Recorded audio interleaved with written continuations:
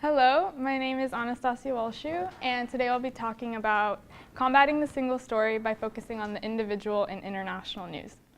And it actually ties a lot to the last talk, if you were here, Molly's talk, so I'm excited to get to go after her. But to start off our time together, I wanted to do a quick activity, and you guys can just sit back and relax and simply look at the screen, look at the words that I'm going to be popping up on the screen, and take into account the types of things that pop into your mind as you read these words.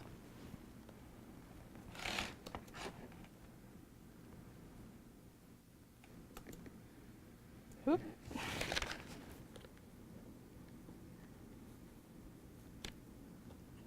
Tech difficulties, I guess.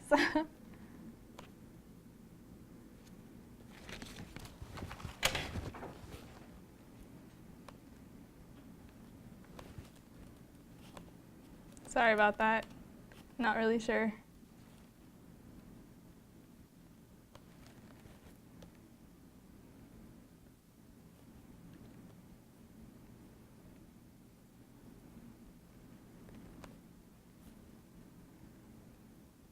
Thanks for hanging tight. Sorry about that, guys. Okay, here they are.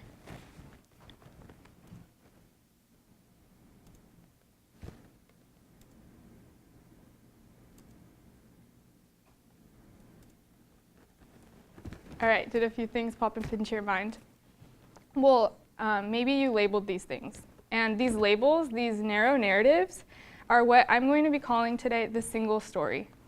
And so this term, it's in the title of my talk, and I'll be using it throughout our time here together. But what is it? So I'm actually stealing this term from Nigerian author Chimamanda Adichie, and it's simply because I think she does an incredible job of putting to words a phenomena that we tend to fall into as people. So as people, we like to label things. We like to put them into neat boxes, right? We tend to define things as being one thing and one thing only. And she defines it, the single story, as such. The single story is the one story that you talk about over and over until that one story becomes the only story one thinks of when referring to a people or place that we do not know firsthand. A lot of this, I would say, is fueled by what we see in the media or what we hear growing up. At best, the single story can lead to incomplete, uninformed perceptions of people and places, and at worst, it can lead to stereotypes, prejudices, and other ideological-driven actions. So clearly, this is bad, right? This is dangerous, but how do we stop it?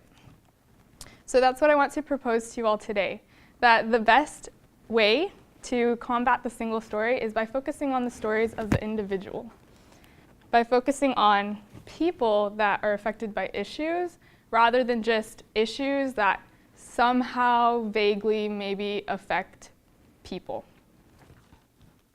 And as journalists then, as us storytellers, this means providing a variety of stories that help fill out people's single stories, their perceptions of people, places, or issues in order to create a fuller, truer, more personal understanding of any given topic.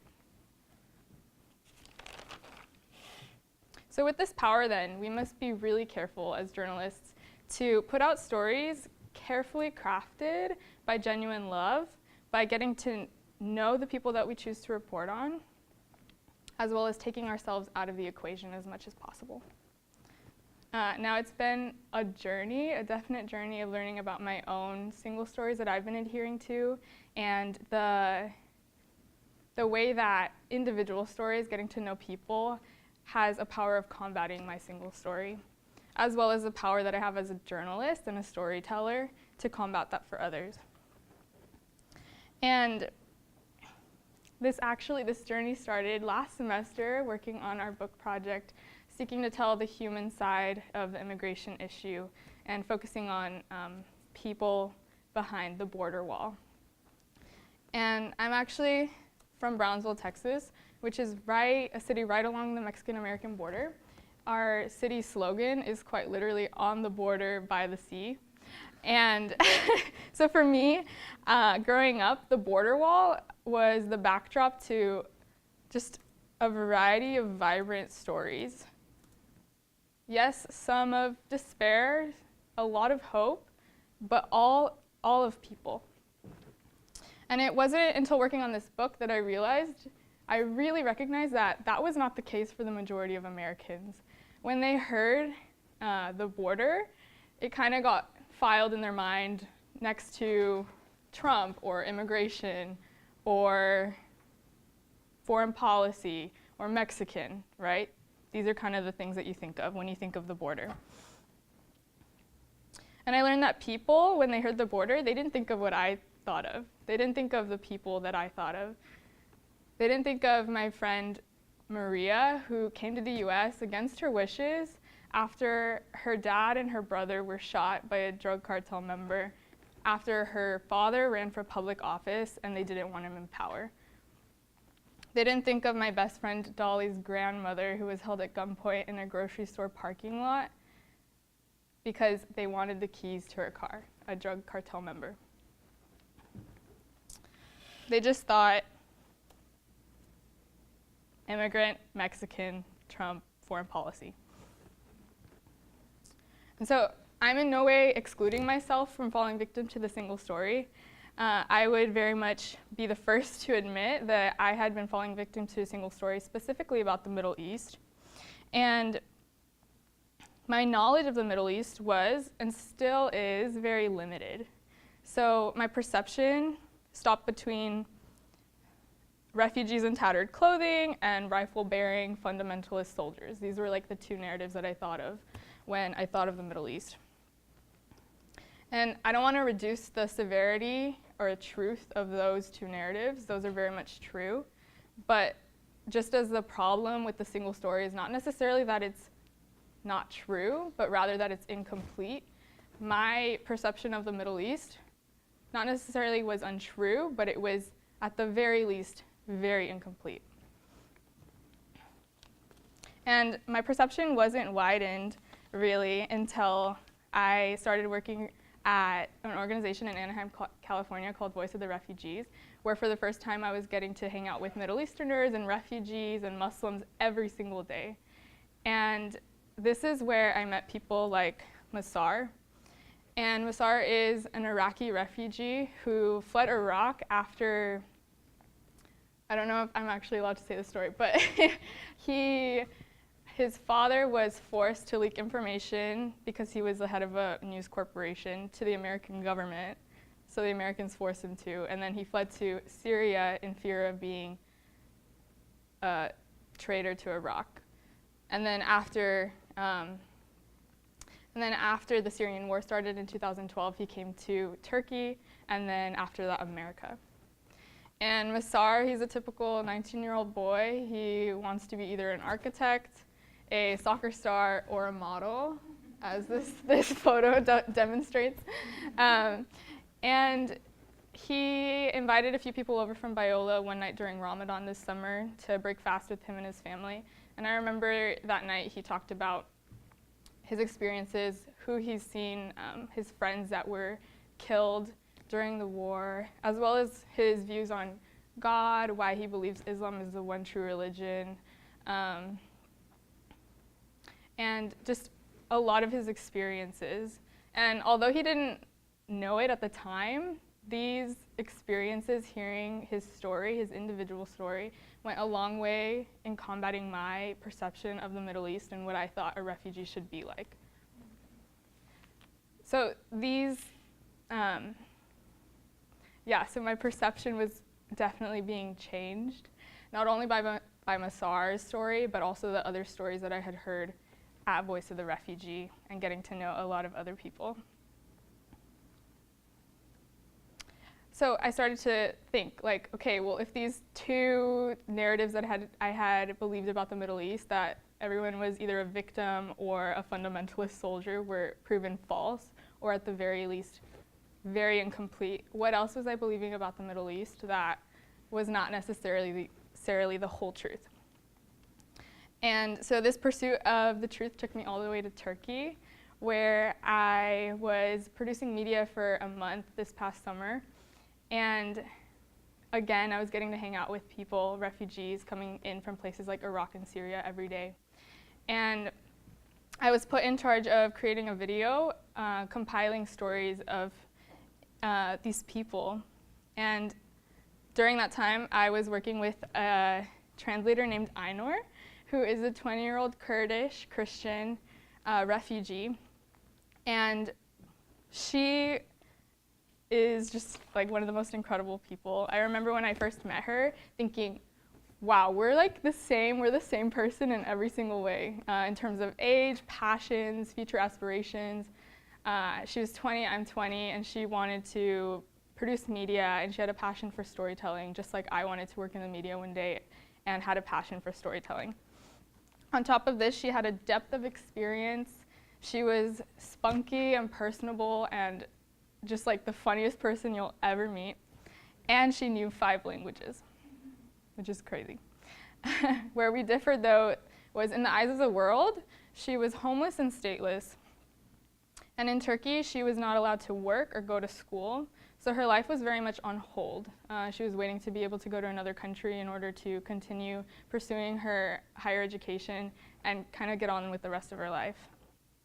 And if you know anything about the situation in northern Iraq right now, you would know that being a Kurd and being a Christian is not necessarily the best or safest combination. In contrast, I had an education and citizenship that people recognized, and I had access to resources such as DSLR cameras, laptops, mics, tripods, all the necessary things to tell stories, right? As well as practical media training and a small, albeit existing, platform to tell stories. And so I remember our first interview, we were working together, Ainur was translating, and I made a man cry 3 questions in because I asked him what I thought to be the simple question of, did you come to Turkey with your family? And my experiences of having a relatively safe childhood blinded me from recognizing what any other person would have seen in that situation that was fleeing war. That maybe he didn't come to Turkey with his family because they had been killed. And so Ainur, with the kindest intentions, pulled me aside and said, you know, maybe you could write down the questions and I can ask them instead. Because, you know, like, I'm a refugee, I'm an Iraqi, I understand what he's been through. And I remember thinking, okay, yeah, who am I? A young, relatively optimistic American girl coming from Southern California trying to understand this man's experience. Why wouldn't I leave it up to citizen journalists like Ainur, who knew the language, had a personal understanding of her own people's stories, and whom, given my education, resources, and perhaps even citizenship status, would have done a vastly better job at telling this person's story. So what I was grappling with was my privilege and my power as a storyteller. I was struggling to understand why, even practically speaking, when I was not the best person or ideal person to tell this person's story, I had given the power to anyway. And I came to recognize that I did have this privilege, I did have this power, not only as an American, but as a storyteller. So I might as well choose to utilize that. I chose to steward it by doing a couple of things. First of all, I chose to take myself out of the equation as much as possible. And then by choosing to share those people's stories that I had been hearing. So I recognized that I did have power, not only because of my citizenship status, but because I was a storyteller. And so I chose to take myself out of the equation. And one of the best ways that I found that I could do this was using film, was using video. And I want to show you guys a video. It's a really quick one, so hopefully it will be out of here and I don't have to go too much over time. But I want to just say that I hope in watching this video of kind of just a variety of pieces of people's stories, it will cause you to kind of challenge yourself in seeing, okay, where have I been adhering to a single story? And not only that, but continue to seek out other people's individual stories to combat that. And I just want to add too that I hope that as Christians it helps you to pray better, more strategically and specifically, by getting to pray for people rather than just issues.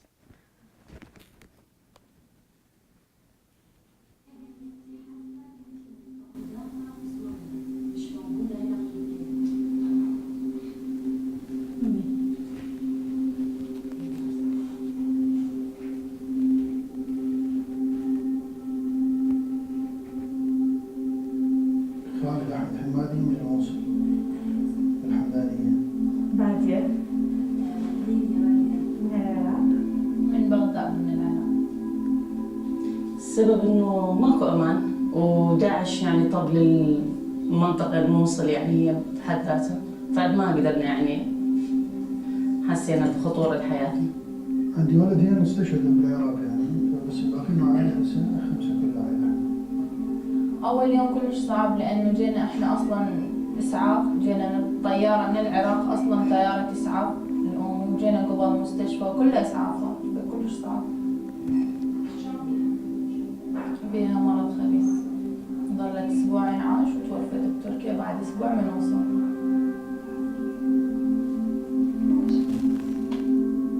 يعني هواي شغلات اشتغل يعني كنت قبل كلش وايد اشتغل بالبلد جيران الأهل. يعني نتمنى واحد يسافر ويا عائلته ويتونس الجو يعني غير الجو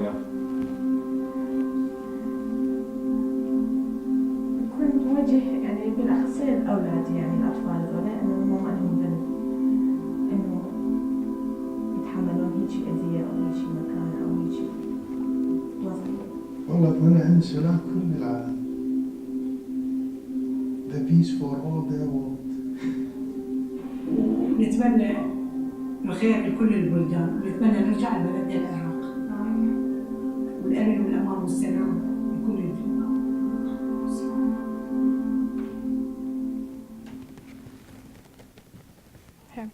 That was it. Thank you all for coming.